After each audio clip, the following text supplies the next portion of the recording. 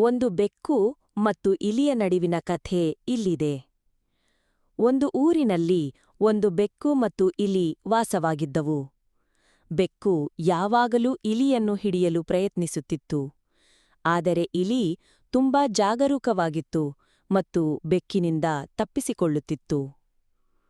ಒಂದು ದಿನ ಬೆಕ್ಕು ಒಂದು ಯೋಜನೆಯನ್ನು ರೂಪಿಸಿತು. ಅದು ಸತ್ತಂತೆ ನಟಿಸಿ ನೆಲದ ಮೇಲೆ ಮಲಗಿತು.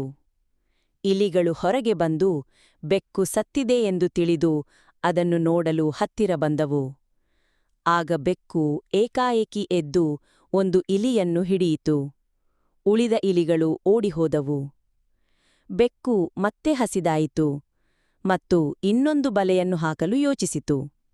ಅದು ಹಿಟ್ಟಿನಲ್ಲಿ ಸುತ್ತುಕೊಂಡು ಮಲಗಿತು. ಇಲಿಗಳು ಹಿಟ್ಟನ್ನು ತಿನ್ನಲು ಬಂದಾಗ ಬೆಕ್ಕು ಅವುಗಳನ್ನು ಹಿಡಿಯಲು ಪ್ರಯತ್ನಿಸಿತು. ಆದರೆ ಒಂದು ಹಳೆಯ ಮತ್ತು ಜಾಣ ಇಲಿ ಅದು ಹಿಟ್ಟಿನ ರಾಶಿಯಲ್ಲಿ ಬೆಕ್ಕು ಅಡಗಿ ಕುಳಿತಿದೆ ಎಂದು ಹೇಳಿತು. ಹೀಗಾಗಿ ಉಳಿದ ಇಲಿಗಳು ಬಚಾವಾದವು.